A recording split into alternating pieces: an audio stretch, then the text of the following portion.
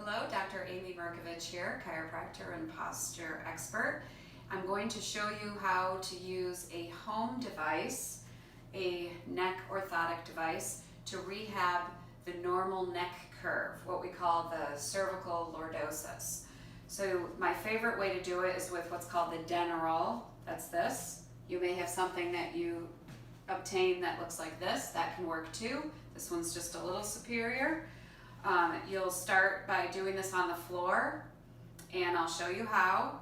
And the goal is to do it if you have a really bad neck curve or it goes the wrong way. It's either very straight or even goes the wrong way. You want to do this 100 times for 15 to 20 minutes. If you're more of a mild loss of the curve, you want to do it 50 times for 15 to 20 minutes at home, on the floor, on a regular basis. 5 times a week is a good way to do it. You can let yourself off the hook for the weekends if you're doing it every day. This is how you do it.